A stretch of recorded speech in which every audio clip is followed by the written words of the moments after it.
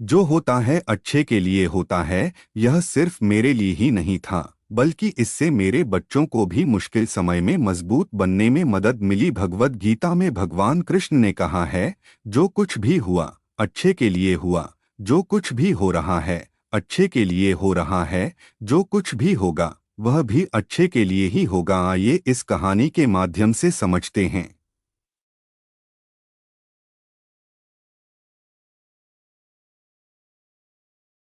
भक्ति और प्रेम की अभिव्यक्ति करना बहुत महत्वपूर्ण है। श्री कृष्ण कहते हैं कि भगवान के प्रति सच्ची भक्ति और समर्पण के माध्यम से ही हम अद्वैत भाव को प्राप्त कर सकते हैं। सांख्य योग संख्ययोगा श्री कृष्ण ने सांख्य दर्शन के माध्यम से ज्ञान का महत्व बताया है। हमें अपनी आत्मा को अविनाशी नश्वर शरीर से अलग समझना चाहिए। संन्यास योग संन्यासायोगा श्री कृष्ण ने यह बताया है कि जीवन में सन्यासी के गुणों का अनुसरण करना चाहिए। इसका अर्थ है कि हमें द्वंद्वों से दूर रहकर समता और निर्मलता के साथ अपने व्यक्ति को उसके कर्म का फल उसी तरह ढूंढ लेता है जैसे कि कोई बछड़ा सैकड़ों गायों के बीच अपनी मां को ढूंढ लेता है। आत्मा ना तो जन्म लेती है और ना ही मरती है, ना ही इसे जलाया जा सकता है, ना ही इसको भिगोया जा सकता है। आत्मा अमर और अविनाशी है। संसार में कुछ भी स्थायी नहीं है। आत्मा शरीर को वैसे ही छोड़ती है जैसे मनुष्य अपने पुराने कपड़ों को उतारकर नए कपड़े धारण कर लेता है।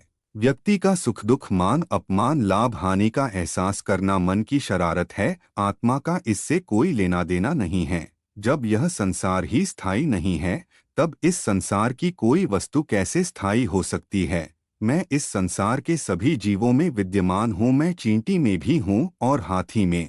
संसार के सारे रिश्ते नश्वर हैं और केवल शरीर से जुड़े हुए हैं। जैसे ही व्यक्ति की मृत्यु होती है और आत्मा शरीर को छोड़ देती है, आत्मा का शरीर से जुड़े रिश्तों से कोई नाता नहीं रहता। गीता में जीवन के सार का वर्णन बहुत ही विस्तार से किया है। गीता को भगवान श्री कृष्ण का ही एक स्वरूप माना गया है। गीता में मनुष्य के जीवन को सफल बनाने के लिए की सूत्रों का वर्णन किया गया है। जीवन में सफलता प्राप्त करने के लिए भगवान श्री कृष्ण के जीवन से जुड़ी तमाम बातों का अध्ययन करके सीखा जा सकता है। आइए जानते हैं भगवान कृष्ण के जीवन से जुड़ी कुछ अहम बातें।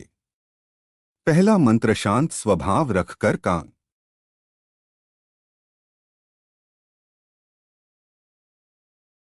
वेदों का सार उपनिषद और उपनिषदों का सार गीता है। गीता हिंदुओं का सर्वमान्य धर्म ग्रंथ है। गीता को पढ़ने और समझने से सभी तरह के दुख खून का अंत हो जाता है। यह हमें जीवन जीने की कला सिखाती है। आओ जानते हैं गीता के 11 मोटिवेशनल क्वेट्स जो आपका जीवन बदल देंगे। एक, क्रोध का त्याग कर दें।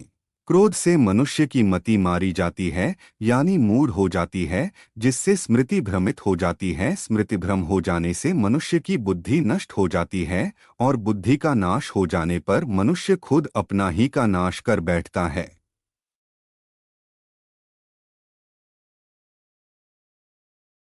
युद्ध भूमि में जाते हैं तो अपने सामने पितामह और सगे संबंधियों को देखकर विचलित हो जाते हैं। तब भगवान श्री कृष्ण उन्हें सही ज्ञान देते हैं। श्री कृष्ण अर्जुन को उपदेश देते हुए कहते हैं कि हे पार्थ, ये युद्ध धर्म और अधर्म के मध्य है, इसलिए अपने शस्त्र उठाओ और धर्म की स्थापना करो। भगवान श्री कृष्ण धर्म के मार्ग पर चलने की शिक्षा देते हैं।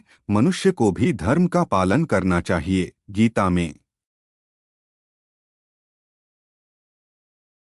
हे अर्जुन, तीनों लोकों में मेरे पाने के लिए कुछ भी नहीं है और न ही कुछ ऐसा है जो मेरे पास नहीं है। मैं अभिनय करना जारी रखता हूँ, लेकिन मैं अपनी किसी जरूरत से प्रेरित नहीं हूँ। कर्म मुझ पर इसलिए नहीं टिकते क्योंकि मैं उनके परिणामों से जुड़ा नहीं हूँ। जो लोग इसे समझते हैं और इसका अभ्यास करते हैं, वे स्वतंत्रता में रहते हैं। ज्ञान की भेंट किसी भी भौतिक भेंट से बेहतर है, क्योंकि सब कामों का लक्ष्य आत्मिक बुद्धि है। जैसे आग की गर्मी लकड़ी को राख कर देती है, वैसे ही ज्ञान की आग सभी कर्मों को। ऐसा नहीं है आप कुछ भी कर रहे हैं और कोई देख नहीं रहा, कोई हिसाब किताब नहीं। जो कर रहे हैं अवश्य भोगना पड़ेगा। जीव निरंतर कर्मों के जाल को रच रहा है और अपने आप को बांध रहा है। आपको मुक्त होना है, बंधना नहीं है। जीव का जन्म कर्मों के बंधन से होता है और उसको अपना ऋण चुकाना होता है। जैसे आपने जिस परिवार जन्म लिया है, उस परिवार के लोगों से आपका ऋण है, इसलिए उस परिवार में आप आए हैं, इसलिए आप उसे बिना वसूले या बिना चुकाए आप वहां से जाएंगे नहीं। ये पूर्व के जन्मों से निश्चित किया गया है। जैसे किसी के यहाँ पुत्र। गीता में कही गई इन बातों को प्रत्येक व्यक्ति को अपने जीवन में मानना चाहिए। भगवान श्री कृष्ण कहते हैं कि आत्म मंथन करके स्वयं को पहचानो, क्योंकि जब स्वयं को पहचानोगे तभी क्षमता का आकलन कर पाओगे। ज्ञान रूपी तलवार से अज्ञान को काट कर अलग कर देना चाहिए। जब व्यक्ति अपनी क्षमता का आकलन कर लेता है तभी उसका उद्धार हो पाता है।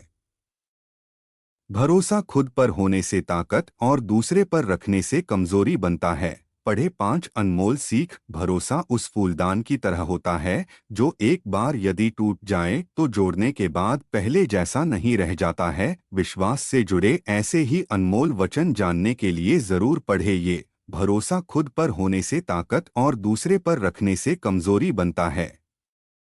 पढ़े 5 अनमोल सीख। भरोसा पर अनमोल वचन। जीवन में हर कोई व्यक्ति किसी न किसी पर कभी न कभी विश्वास जरूर करता है।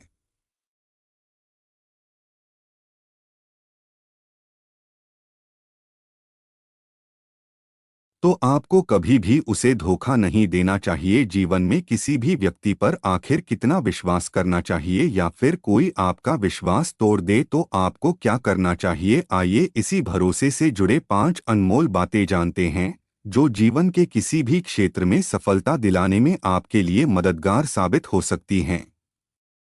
प्रेम और विश्वास में एक समानता होती है कि इन दोनों को कोई कभी जबरदस्ती पैदा नहीं कर सकता है। जीवन में हमेशा उसी व्यक्ति पर भरोसा करें जो आपकी मुस्कुराहट के पीछे का दुख, गुस्से के पीछे छिपा प्यार और आपके मौन की वजह जानता हो। इंसान को जीवन में कभी भूल कर भी प्रेम और विश्वास को नहीं खोना चाहिए, क्योंकि प्यार हर किसी से नहीं होता और विश्वास हर किसी पर नहीं होता है। किसी व्यक्ति पर आंख मूंद कर विश्वास करने वाले से ज्यादा बेवकूफ उसे तोड़ने वाला वह इंसान होता है जो अपने एक छोटे से स्वार्थ के लिए एक खूबसूरत इंसान को खो देता है। यदि व्यक्ति को स्वयं पर विश्वास और मन में परमपिता ईश्वर के प्रति आस्था हो तो फिर उसके जीवन में कितनी भी बाधाएं आएं, उसे एक न एक दिन सफलता प्राप्ति का रास्ता जरूर मिल जाता है।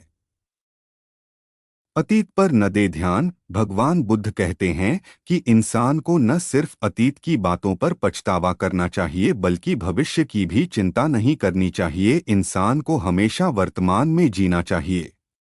जब आप वर्तमान में रहकर जिएंगे तो आपका मन कभी अस्थिर नहीं होगा। खुद पर रखें भरोसा। भगवान बुद्ध के मुताबिक इंसान को खुद पर भरोसा रखना चाहिए। अगर अपने ऊपर भरोसा है तो आप हर वो काम कर सकेंगे जिसे आपने करने के लिए ठाना है। आत्मविश्वास से आप लक्ष्य को बड़ी आसानी से हासिल कर सकते हैं। क्रोध न करें। भगवान बुद्ध के मुताबिक इंसान